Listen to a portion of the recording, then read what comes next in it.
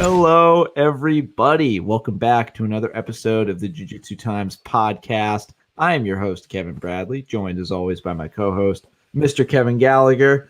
The OG hosts, your boys riding solo today. We got a bunch of good guests saved up in the coming future, so we thought we'd enjoy each other's company in the meantime.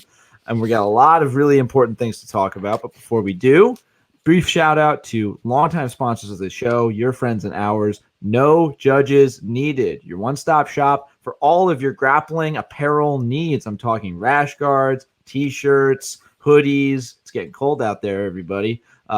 Different kinds of combat apparel, all for a very low price. And you can go to their website and look for yourself if some of the designs are jiving with you. And you might just catch a certain Jiu-Jitsu Times podcast host rocking some of their merch, talking Mr. Kevin Gallagher, making that gi look like $1 million, no doubt.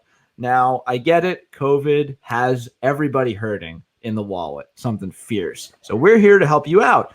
We partnered with NJN to offer you guys a promo code, netting you 20% off all purchases. Just type in the code JJT at checkout, and it will work every time. And we cannot thank you guys enough for all the support you're giving us and giving our sponsors. It's great to see these kinds of people working together. And when you're supporting NJN, you're really buying back into the community. So go show them some love. Use that promo code. Let them know we sent you. Get the holidays are coming up. Get the grappling enthusiast in your life that you care about some sick gear to enter 2021 with, because who knows? Maybe 2021 is going to be better than 2020. I can't see how it could be worse. Knock on wood, not courting fate with anything. Never say never, Kev. All right. Again, NJN, thank you guys so much for the support. Ad read over. All right. How you doing, man? How are we feeling today? I'm doing better, man. I've been kicking this COVID. I've been sick. I tested positive. As you guys may or may not know, we record on Tuesdays and Thursdays. I tested positive on Monday of this week. Tuesdays and Fridays. Today is Friday, so we were recording on Friday, and I'm feeling better. I'm still a little tired and run down. Like I kind of have some residual fatigue, but it is what it is. I felt sick. I started feeling sick on Sunday. Got tested on Monday. Tuesday and Wednesday were pretty bad. Like I was pretty sick on Tuesday night, Wednesday night. Wednesday was probably the worst. And then Thursday I started feeling better. Today I feel almost 100%. But that's my COVID saga. I am a survivor now.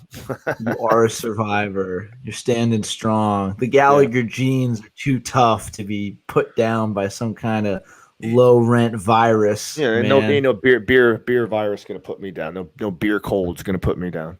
But it's still, you get worried. You catch it, and then you try to convince yourself that you're not going to be. There's 99%, 97%, 98% people survive, but you're still, when you're sick here in your mind, you're like, oh shit, am I going to be that 1% that ends up with a ventilator in my throat? It suddenly gives you tunnel vision. Like you're not worried about the big picture anymore. You're just like, am I going to be that asshole that is the 0.2% that dies about? Not that you're an asshole for dying. No, but I get just it. Like the unlucky I am schmuck an that gets the unlucky schmuck that gets it. It's just you got to be thinking about that, because it's not just you. No man's an island. You got people in your life that care about you. I'm not gonna lie to you. When I got infected, I was afraid. When I got the finality of it, when I had the actual positive, because I went to the Buck Stadium down the street and got a free test, because they had I literally could walk to Buck Stadium from my house, and I went up to get my test, and it took about 15 minutes for the results. And when they called me and gave me the results, and they told me I was positive, there was literally a moment of fear. I was like, oh wow, I got the COVID. Like it's, wow, oh shit, there it is, real talk. It's on now, and whatever. One of the things that scared me the most was that, my mother is a little bit older. My mother's 80 years old, and I hang out with her and take care of her and stuff like that and spend some time with her. Shout out to biggest fan mommy of the show, Mama Gallagher. Hi, mommy, she loves you, by the way. She always talks about you. Tell Kevin I said hello. I mean, I've only talked with the woman one time, I think, and she is the absolute sweetest. You know, we should have her on as a guest mean, host one day. She would are you kidding me? $1 million+ views, easy on that one. Everyone wants to know what she has to say. We both get Kit fires both of us and just gives the show. Just gives the shit to my mom. But the point of it is that I started feeling sick Sunday morning. I woke up Sunday morning feeling ill, and I was supposed to hang out with my mother that day. And if I would have felt ill Sunday evening instead of Sunday morning, I could have very well got my 80-year-old mother sick with COVID. That's the frightening part of it, is the fact that there's that windows of uncertainty where you could infect someone that's has pre-existing conditions or elderly.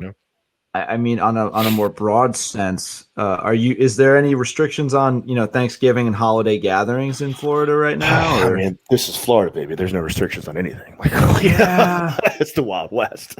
Yeah, I just think about how bad things are now, and I think back to like 6 months ago when all those assholes were at the beach, from all over the place, just congregating, and I'm like, if half of those people didn't do that, maybe this would be significantly better. It's like that ripple does.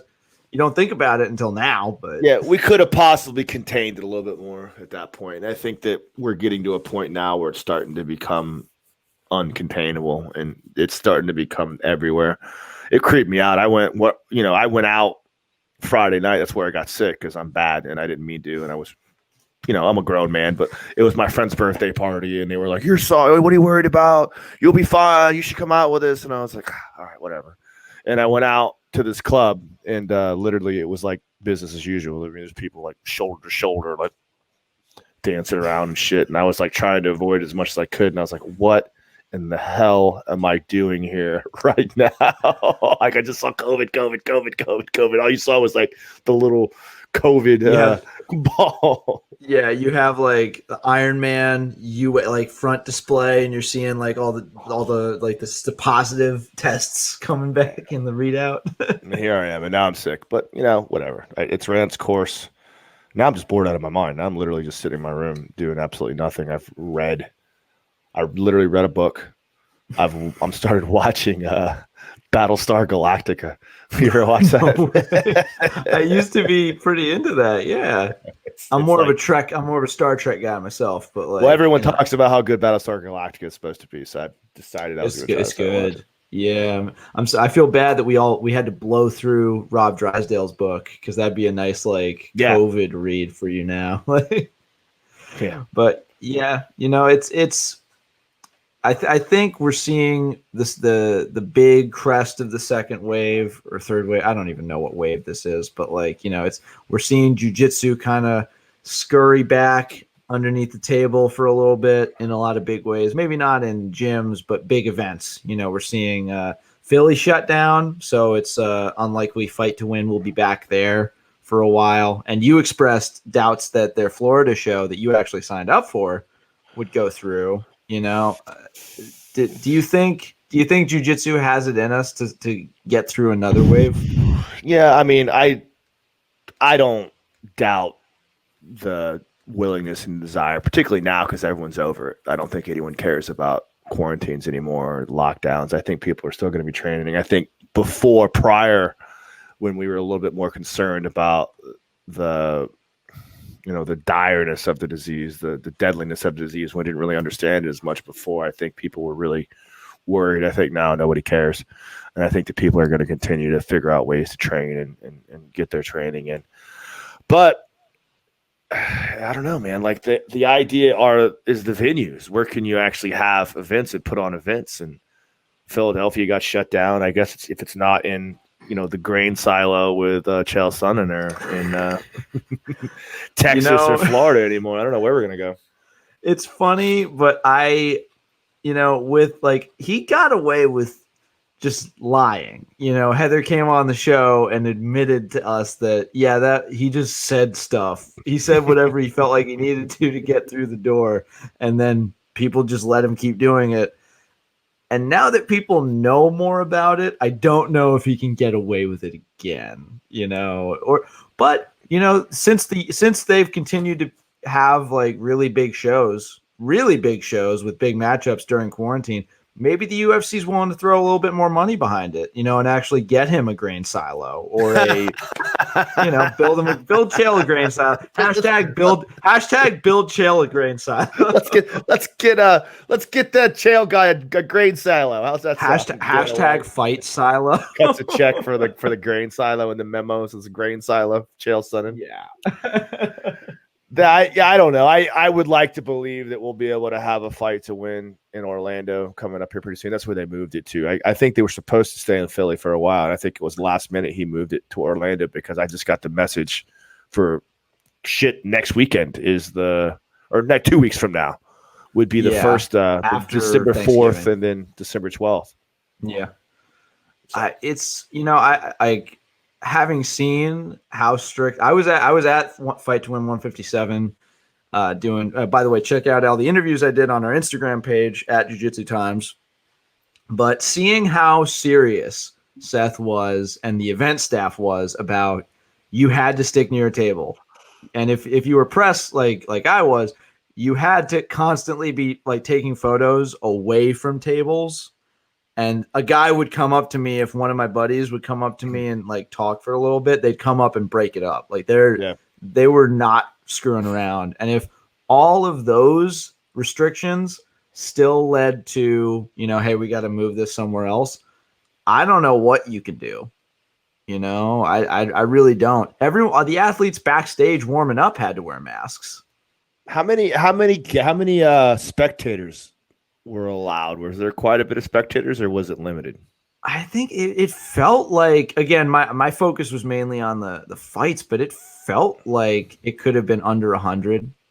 Tables had like 4 or 5 to them, and there weren't that many tables. They were very spread out. It felt like the type of show and the infrastructure around it was supposed to accommodate like 200-300. There was not that.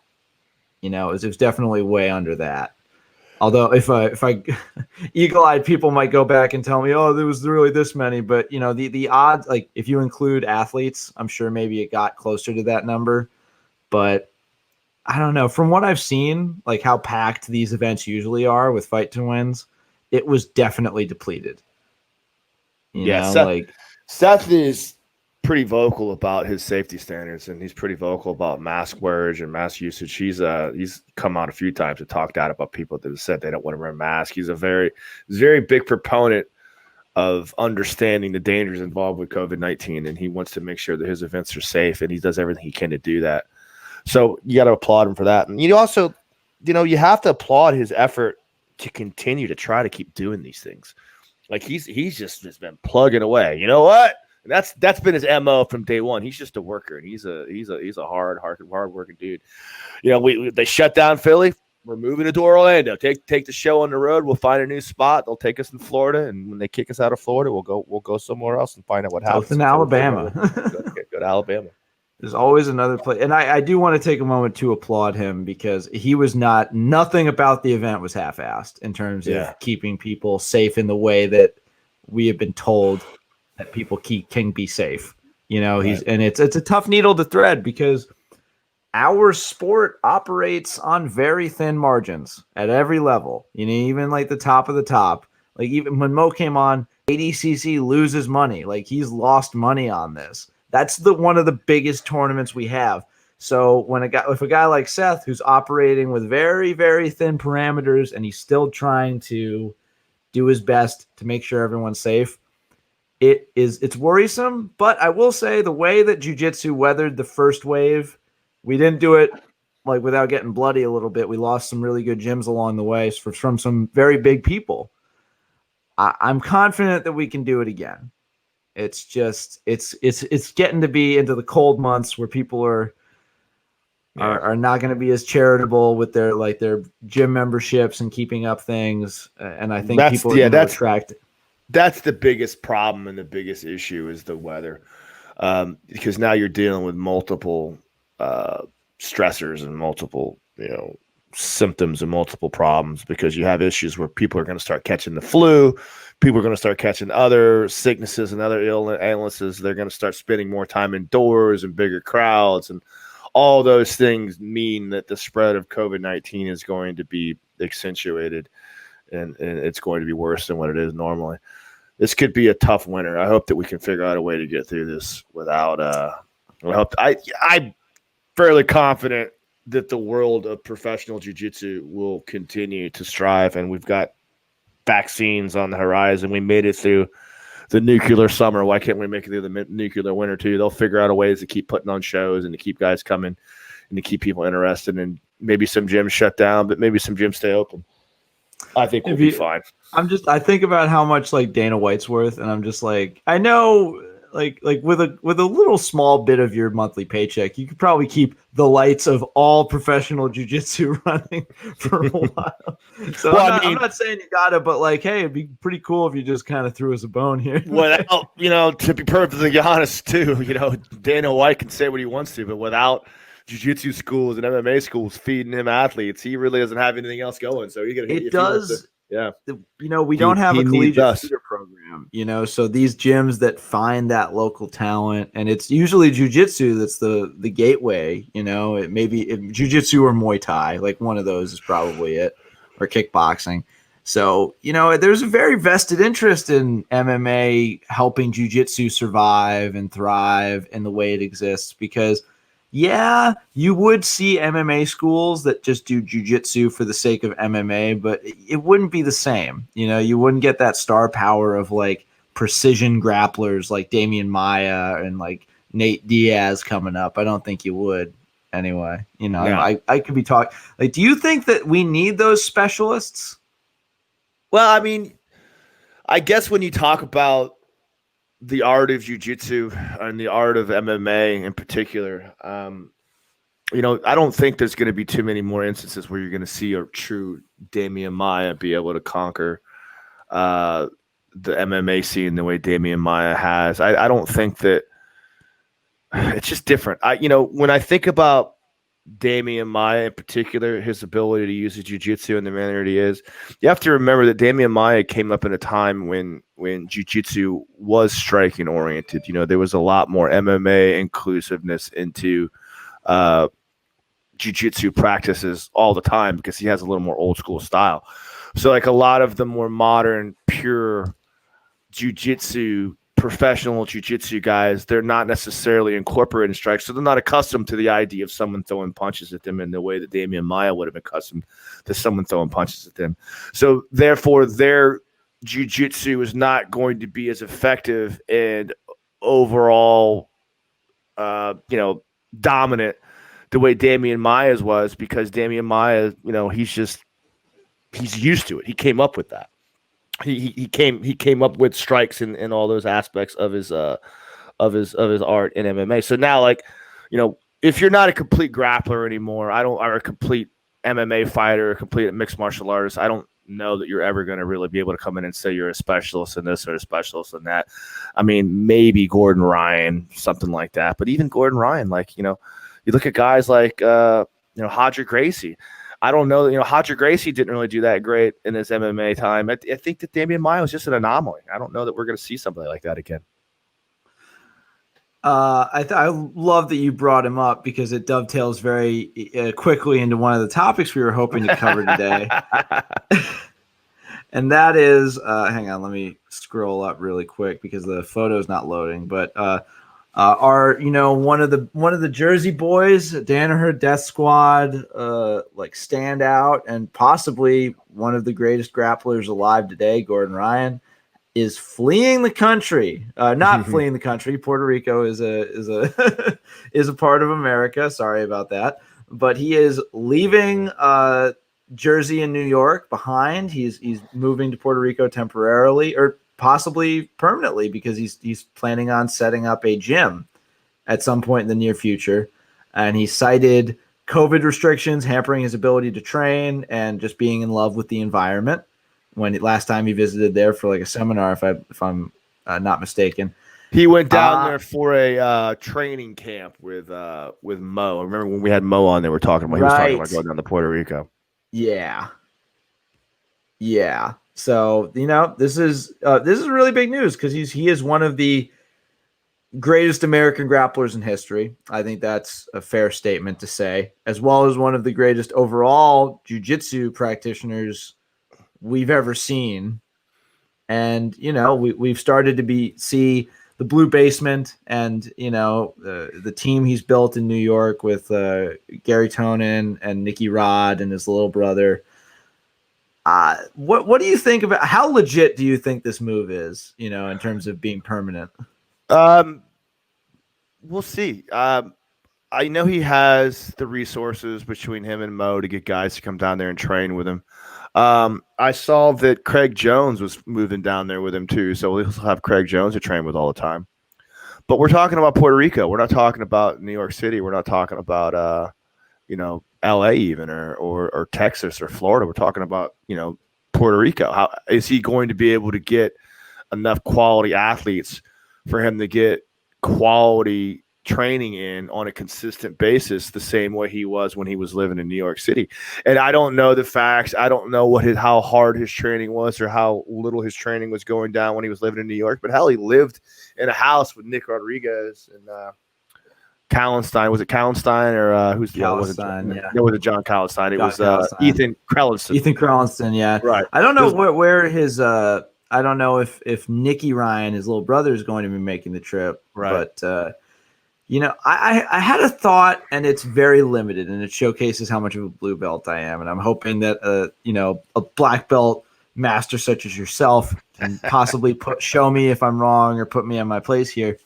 But we know that Gordon was forged in the fires of John Danaher and Gary Tonin and Tom DeBlas. He's had that high level instruction, but he's also proven himself to a staggering degree. Do you think he needs to continue that same level of instruction receive those same levels of instruction from those wise sources? Or is he at the point where if he has Craig Jones just with him all the time and maybe a few others and people that he can call on for specific amounts of time for roles, does he need to continue being in that same environment, or could he basically continue doing what he's doing? Well, I guess time will tell, Kev, and that's what we'll find out with this move. Gordon wants to he has his gripes about New York City. He doesn't like the homeless people who, whatever. He's famously talked about not liking the fact that there's homeless people bothering him and all the other things like that. He doesn't like the lockdowns. He doesn't like lots about New York City, and that's fine. There's lots of people that don't like New York City. Believe me, if you lived in New York City long enough too, you probably hate it too. It's a pain in the butt. It's it's traffic. There's homeless. There's nasty things all over. It's a big city. New York isn't as nice as it's cracked up to be. Happen to live there. It's cool to visit, but you have to live there. It's not friends. Yeah, exactly. I mean, you live in Jersey. You know what the city's like. So the idea is that everywhere except Brooklyn, which is lovely and has great bagels and all the best of everything. Sorry, my fiance. No, you're good. Right. You're good. Yeah, everything about everything. Is your fiance from Brooklyn? He is, and so I have an open pass at all the other boroughs, Brooklyn in the except house. for that one. Yeah. So Staten Island is the worst. So it's kind of universally true, even if you're not from Brooklyn. Yeah. But the idea is that he finally got what he wanted. He's living in paradise, and Puerto Rico is a paradise. It's going to be amazing. But will he be okay without the guidance of Tom DeBlas constantly over his shoulder? Will he be okay without the guidance of, particularly John Danaher constantly over his shoulder? And yes, it's a quick flight away, and I'm sure that Gordon has the resources and Mo has the resources to get people back and forth as much as they need to come down and help him train. But it's different when they're not there 100% standing over your shoulder the entire time. And, we'll see what happens with Gordon Ryan out on his own, doing his own thing. I don't think it's going to change too much. I think the biggest thing and the biggest rude awakening for him is going to be the idea that he's not going to be able to have, all of these people come train with him as much as he'd like to whenever he wants to. Because believe it or not, Gordon Ryan's Gordon Ryan. He's making a great living being a grappler, but you're not going to be able to get 5 or 10 other quality grappler training partners for him to be able to move down to Puerto Rico for 2 months at a time for a training camp whenever he wants them to, whether he believes it or not. No matter what you do to compensate, people have jobs, people have lives they have to live, people have things they have to do. So yeah, we'll see how it happens. I don't want to speculate on how things go in the Blue Basement. I've gotten the chance to meet some of the athletes that have been there, and I've gotten the chance to like speak to Tom and others like Gary Tonin briefly. And I've met Gordon for like half a second and we talked about Jeeps and he seemed like an okay guy.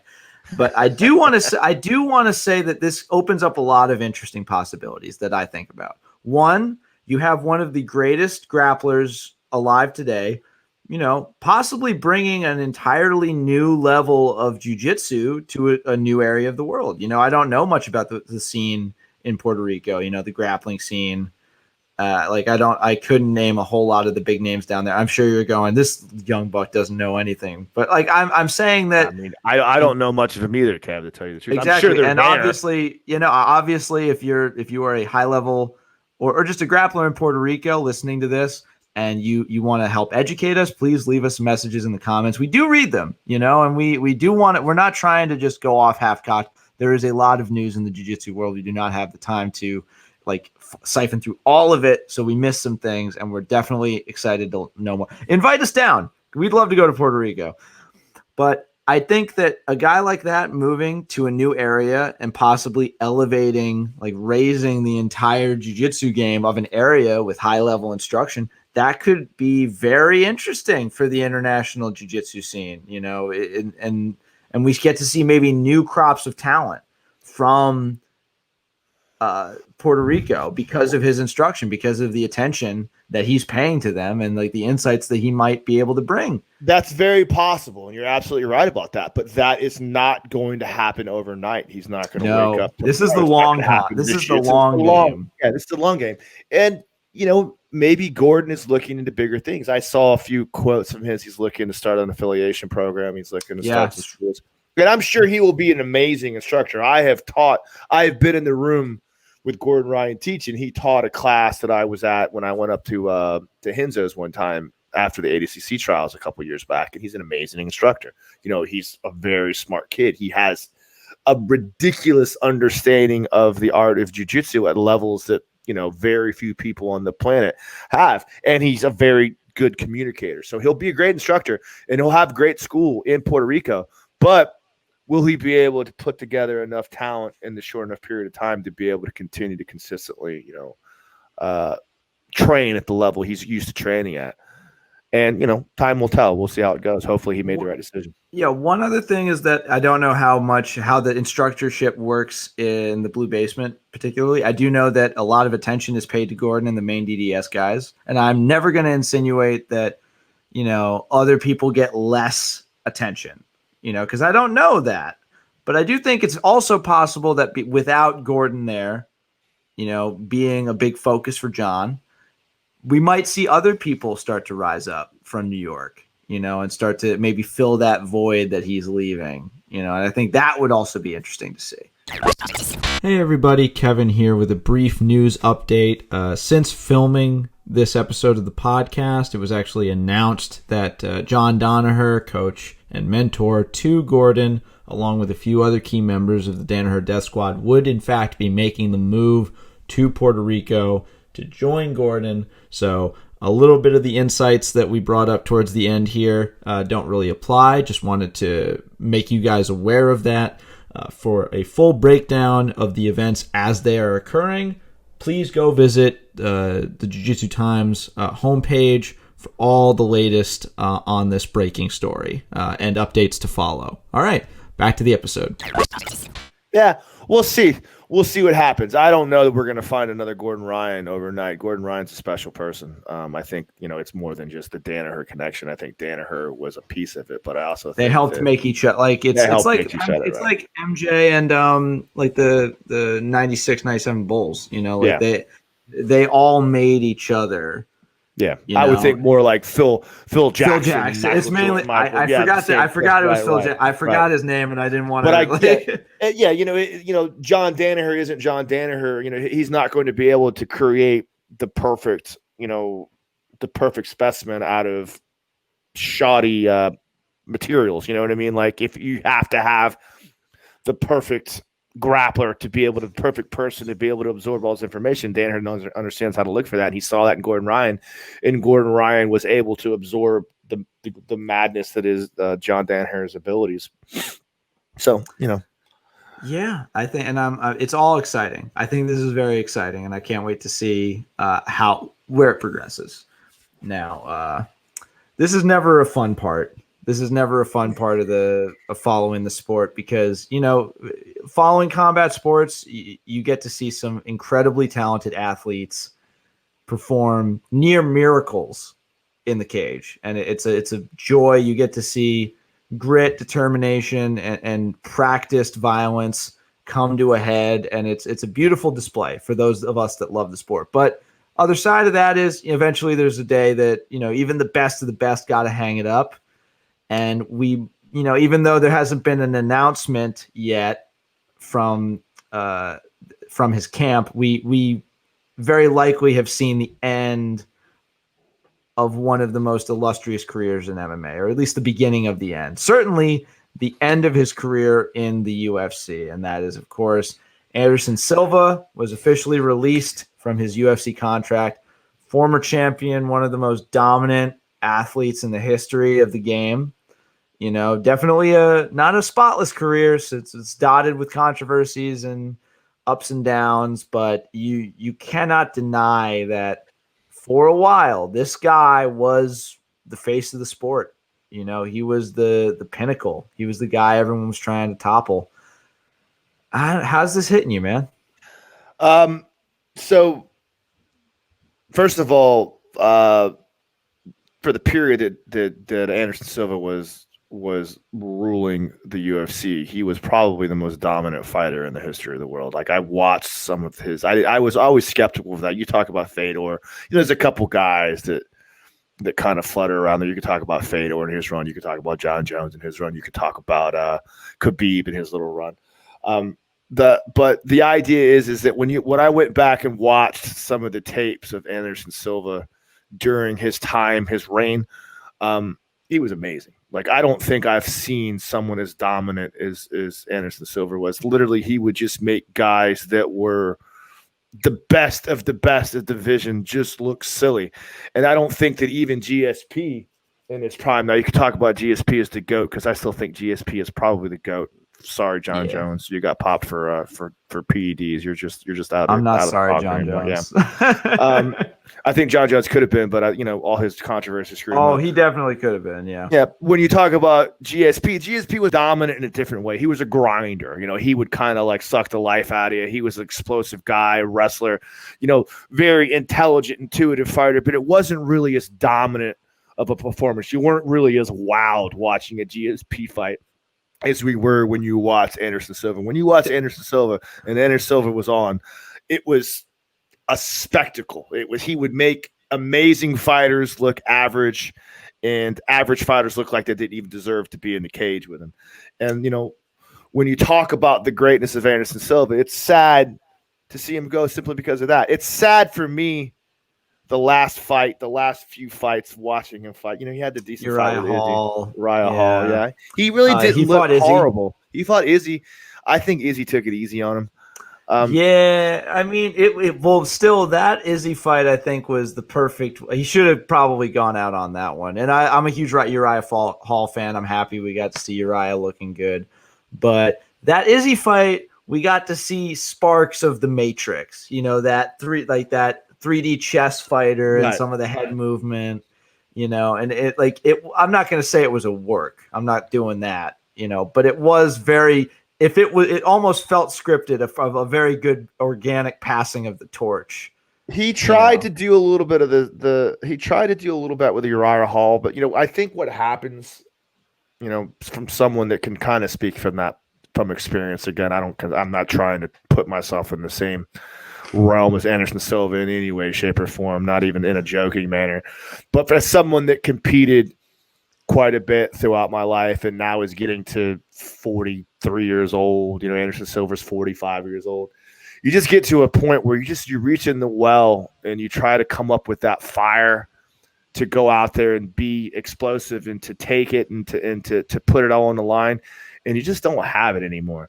And watching Anderson Silva in that last fight against Uriah Hall, like, I think that a seasoned Anderson Silva 10 years ago beats Uriah Hall like it wasn't even, he doesn't even have a chance, doesn't stand a chance at all. But watching Anderson go out there and try hard to come find the little sparks of energy to be explosive and to make that razzle dazzle happen. He just didn't have it anymore. And I think that Dana White recognized that. And the last thing you want to see is someone as great as Anderson Silva, not know when to call it quits. And Dana White in the past has already shown he won't allow that to happen.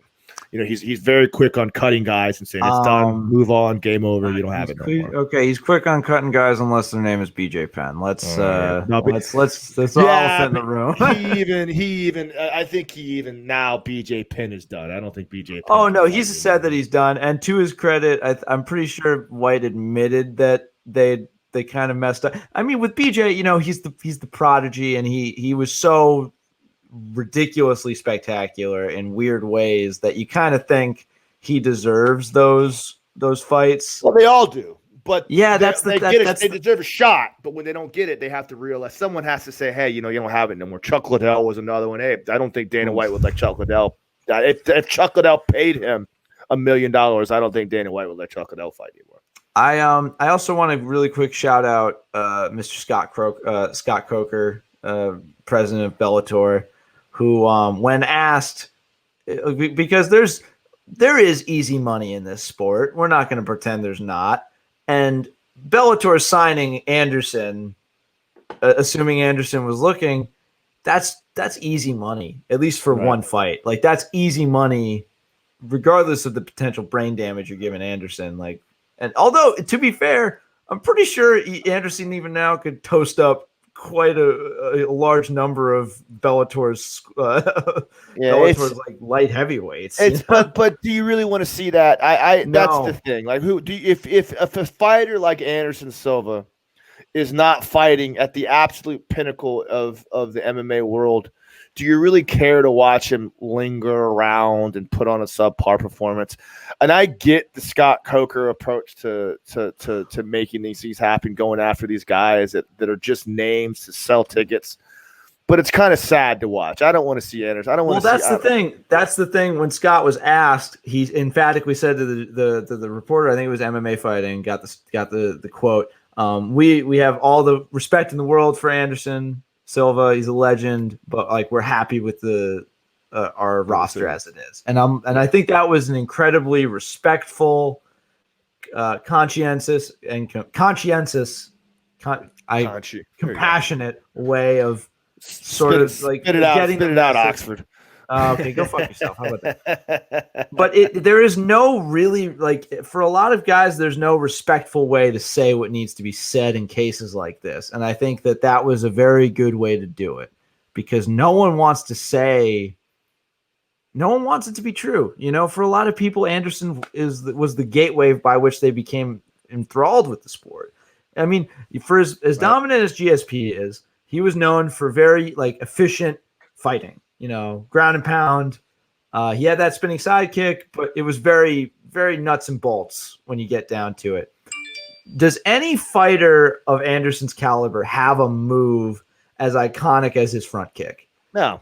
It's hard pressed to find something, Well, and you make a valid point in the idea that so many people automatically associate Anderson Silva as the preeminent figure of the UFC, simply because he was really the first legitimate superhero that we ever had. BJ Penn was kind of that guy, but not really. He lost a few times. When you talk about someone, I mean, at the time, Anderson Silva had the longest reign in the heavyweight division and was never in a close fight. There was never a fight that was even close. There was nothing. Exactly. Never lost. There was almost one with Chael Sonnen. Yeah, but that was already towards the end of his reign of terror. Yeah. And even in that fight, he gets his ass kicked for 4.5 rounds and miraculously pulls out the triangle. So not only did it make him look human, but it make him look even more than superhuman, because now even someone that's getting pummeled, he finds a way to win and pulls out superhero finish at the end. It is the triumph of the human spirit, you know, Right. and it's a proof that it was one of the best moments for jiu-jitsu in that era of MMA, just because it became known so much for ground and pound and like the punches and the striking. That was such a great example of jiu-jitsu being able to come out and save a guy, you know, like right. Exactly. And like that it can be the silver bullet if used effectively. It kind of gave a throwback to the Hoist Gracie. Yeah, jiu-jitsu was still this superpower. Frank Shamrock, like when it was this like quick draw gun fire from the hip that you could just use, right, and exactly. No one really had an answer for it. Right. You know? Yeah. For my money, we could talk about all we want. I really think that if we talk about truly iconic personas of the UFC, it's hard to find one more iconic than Anderson Silva. You know, you could talk about the GOAT. And the GOAT is such a mysterious, devious word and terminology, because there's so many different factors to bring that upon. For my money, you know, I respect Anderson, I do, but that joke was bullshit. He actually, I think he finished the armbar chain my entire life. How awesome was the hype for that fight? The real brilliance of that fight was listening to Chael Sonnen and just demean an entire country. He's got a black belt from the Nogueira brothers. That's like getting a black belt from Walmart. He was the original gangster and the greatest of all time, and we should all be thankful. I think it would be only appropriate if we at this moment of recognizing and giving props to Anderson Silva at the end throw in, "Hey bad guy, you're the best too, man. We love you." The original gangster. The original American gangster. Chael, please come on the podcast. You don't return my calls. Or Heather, come on too. We love you. We'd love to talk to you again. All right. Oh man, yeah. It's just rough, you know. I think it's rough because it's a tough sport, and I think coming to grips with the fact that it's a physically demanding sport, it can be rough, you know. Yeah, I feel for Anderson, but it's time. I think he knows it's time too. I don't think he has any qualms with Dana White for cutting him. I think he really wanted to make a run. Did he say something about a minute? Well, according to the like, I think it was a joint statement. Hang on, it was. I just want to make sure I have this right, and I want to throw it up here so we can all say it. Free to pursue other promotions, MMA fighting. Okay, so according to the report from MMA Fighting, great job on the report, guys. The fighters split from the UFC was a mutual decision. So I assume that means he was brought into a room, kind of told how things were going to go, given like they arranged their statements so everything looks good. I don't want to read too much into it, but I'm assuming that he was a part of the decision. They didn't just show up and send him a note. Right. He didn't get informed via mail or something, you know. Yeah, I think he wanted this to be his final fight anyway. From everything that I read on his pre-fight interviews and things he was talking about, I think he probably wanted to go out with a win against a quality guy, but I think he's also cool with the fact that it was over and a loss. Let's just move on with our lives. He's 45 years old, man. And you know what's fun? I got to give props to Anderson, because in that circumstance where it's his last fight, he could have easily gone to Dana White and been like, "Give me a can, give me a guy who's wet behind the ears. I want to put him out and go out a champion." And I think for a lot of people who aren't as familiar with Uriah Hall, that might be what he was doing, you know. But people forget Uriah Hall, you know, won the Ultimate Fighter in one of the greatest finishes in the history of the show with that spinning back kick to the head. Like it's still. It holds up in any context ever. Like you put that finish anywhere, it's it's finish of the year. Oh, Like it's kicking. He's unquestionably one of the most dangerous strikers in the UFC. He hits hard and fast and strong and throws punches from odd angles from that karate background he has. Yeah, he was a Tiger Schulman guy, you know, and he's got that those traditional karate kicks, man. They're nothing to fuck with. You know, I got hit one time by my buddy with pads, and he was a Taekwondo black belt, Kyokushin, but like actual Taekwondo, like where the guy just came off from the boat and from Korea, and they're looking to train real people.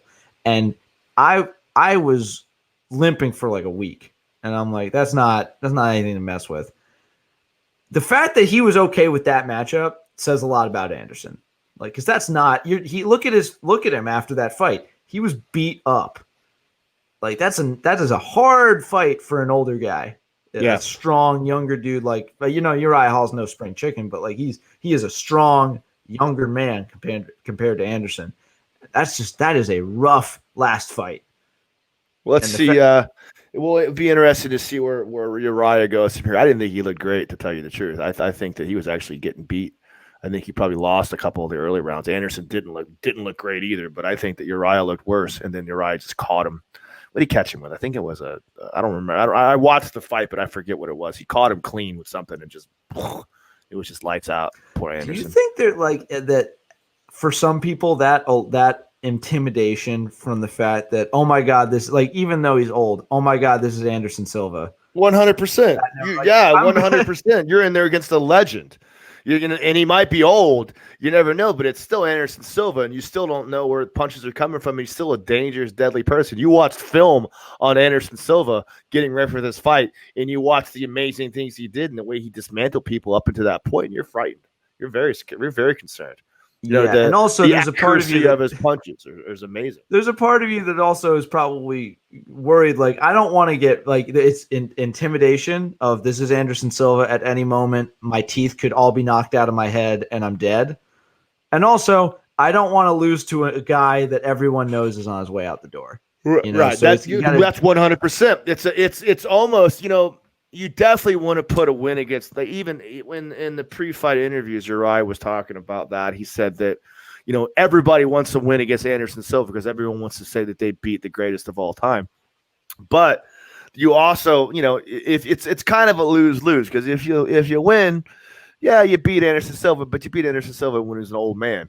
And if you lose, you lost to an old man that was Anderson Silva. Yeah. You know, it's you know, but at the end of the day, I'm sure Uriah got paid well for it, so did Anderson. Oh yeah, and I'm like, it's funny because I thought the same thing with Bellator a while ago. Was Neiman Gracie had a fight coming up, and they were doing press for it, and it was one of his earlier fights with Bellator. But he had become known as a guy who could finish you on the ground, and he is truly spectacular.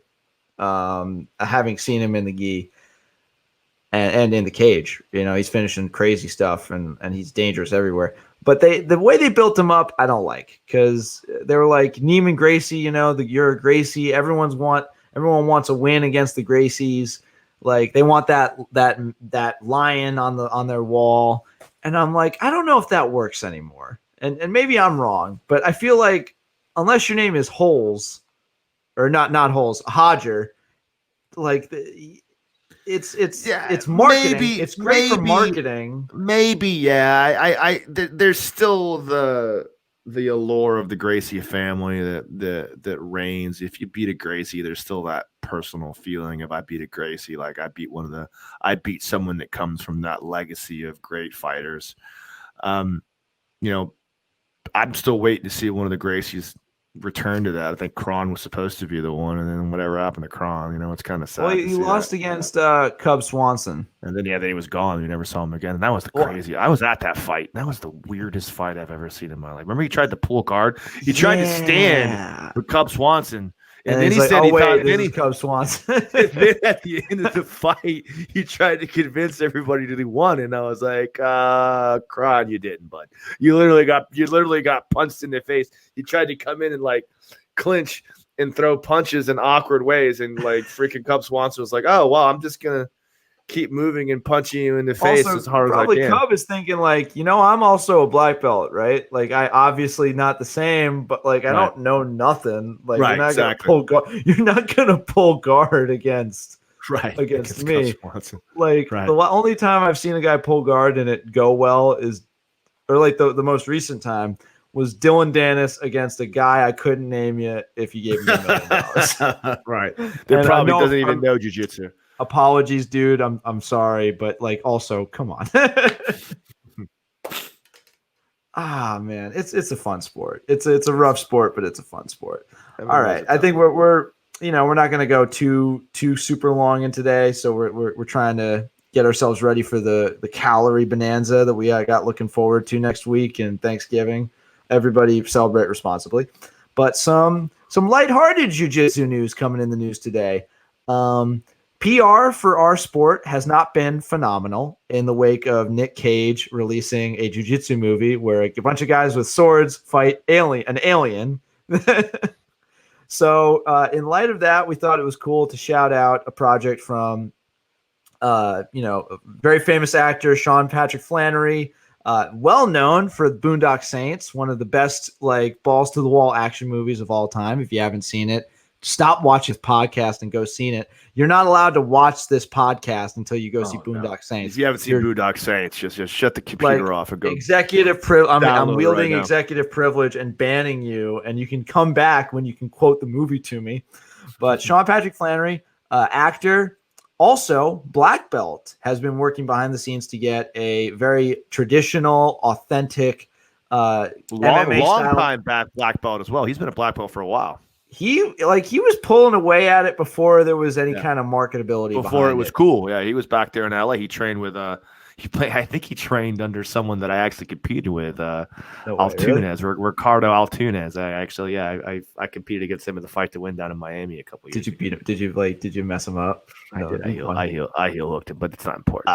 You son of a bitch. Yeah, but like I said, people talk about me as this leg lock guy, but I'm a leg lock guy that leg locks people that don't know leg lock. So, but anyway, right. Sean Patrick Flannery. Yeah, Sean Patrick Flannery, upcoming MMA movie, Born a Champion, and so we will link the trailer down below.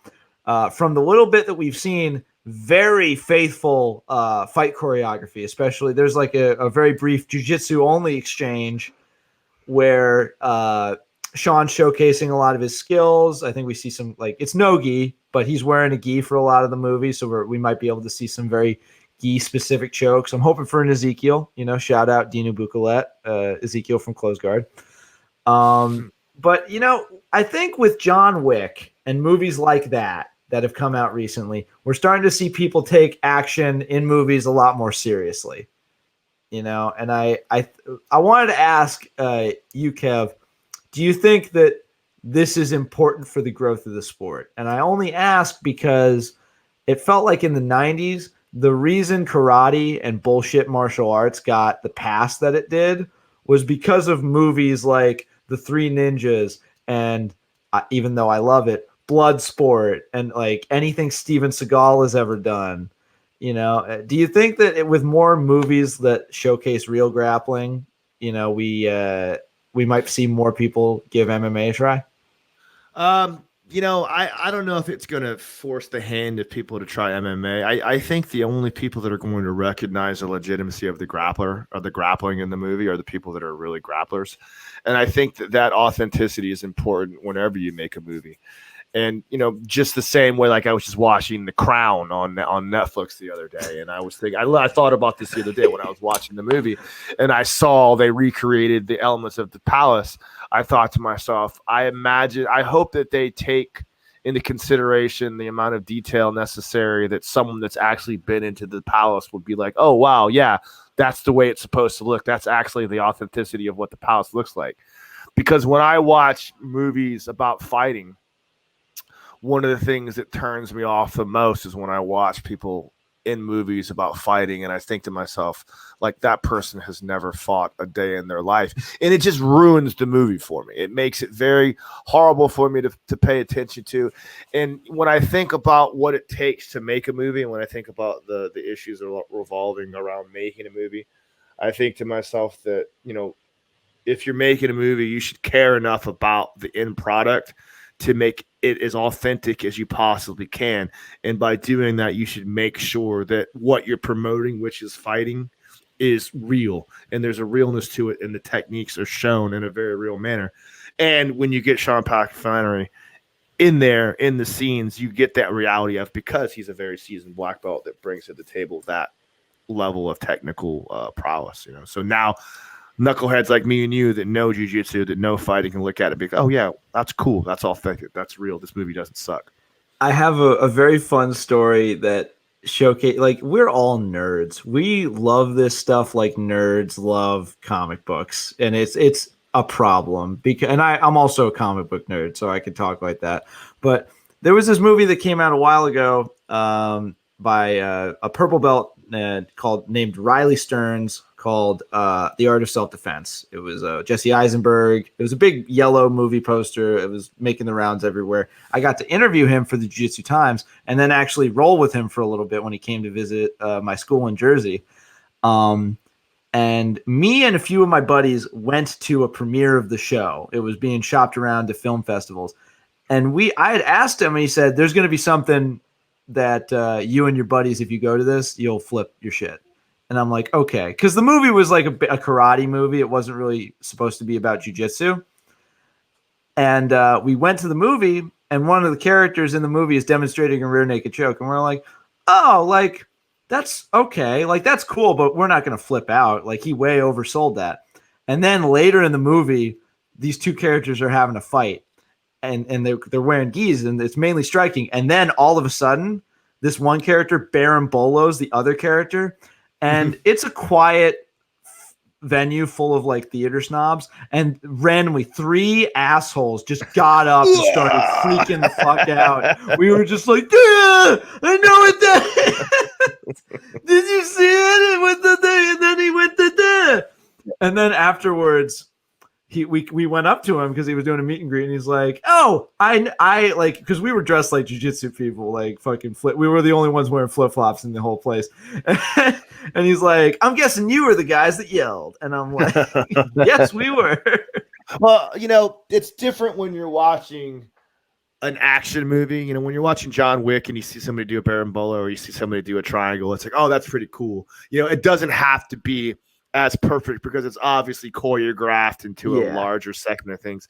When you're watching an actual movie about fighting, about MMA, and I see someone do an armbar, and I think to myself, that person does not know how to do an armbar. It's upsetting to me, you know. And you know, there's a hard line you have to walk because you have to have actors to sell the pictures, and it takes a long time. Like Sean Patrick Flannery is, you know, a very, you know, he's been a black belt longer than I've been a black belt for sure, probably longer than I've been training. I know he's been a black belt for a long, long time.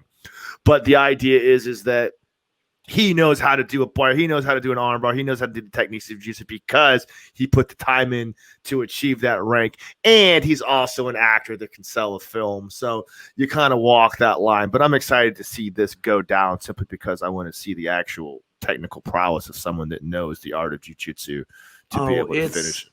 From the little bits of the ground fighting we got to see in the trailer, it is so faithful. You know, I was able to look at it, understand what was happening. It seemed like if I was someone not looking with a discerning eye, I would think, wow, this is a lot of intense action going on. Like cool, intense action. I don't understand it, but I like it. But when you have the time put in and you're understanding what's happening, a whole nother level of enjoyment opens up. And I think one of my favorite parts was he's in the gym and his buddy brings this guy over. Hey, do you mind rolling with him? And he torches the guy. And then his buddy goes, yo, that man just won. That guy just won Brazilian nationals. Yeah, right. And I'm like, that's such a. Yeah, it's cool that they use the actual terminology. We know what that right. It's cool that they bring that stuff up, right? I'll have to go to my buddies like, no, that's an actual thing. Like he didn't just make up some bullshit title to give this guy. This to you. Like you can pause it and talk about. Let me just break down what just happened here for you. Yeah, I can't watch this movie with non-jiu-jitsu people because I'll just be unbearable. I would be a monster.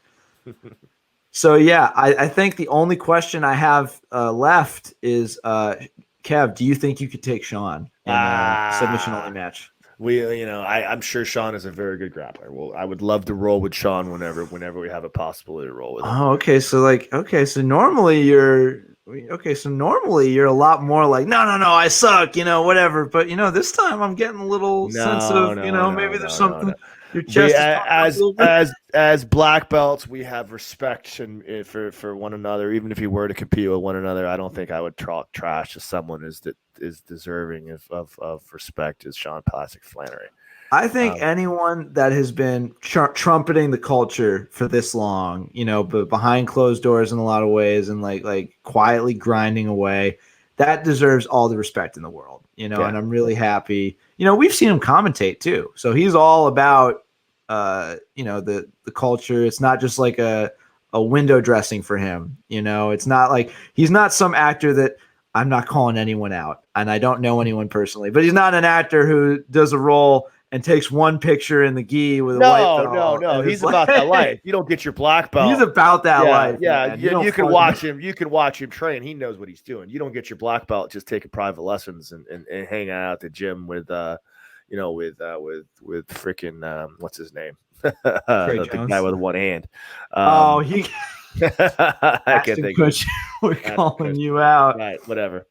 Yeah, but be on the lookout. We might be able to produce some more content around the movie in the future. Maybe after the holidays. I think it's going to be mid-January release, and it'll be on streaming. Just because COVID's kind of put all the theaters into. I don't know. I don't know what's going on, but a lot of cool stuff happening in the world of jiu-jitsu. And I think barring a second wave totally crippling the sport for 20 years into the future, this could be really cool, So I'm excited for it. I'm excited. Yeah, I'm excited. I'm gonna come down to, I'll come down to Florida and we'll get drunk and watch. We'll have a premiere together. Hell yeah, watch along. Jiu-Jitsu times watch along. We show up, we track down Raph. We go to Cali, track down Raph, and show up at his house and be like, hey man, we gotta watch this movie. We're watching this thing. Yeah, bully him. And then he kicks my ass. Yeah. All right. That's about an hour, man. You got any closing remarks? No, man. I'm just gonna go sit down and play some video games. I'm gonna start playing The Witcher. Is my new one now. I think I'm excited about that. And okay, so everybody wave goodbye to Kevin Gallagher because he's just giving up the next 6 months of his life because that game never ends. I had to stop. That's what I heard. Yeah, I was playing. I'm trying to decide if I'm going to do that or go back to Red Dead Redemption.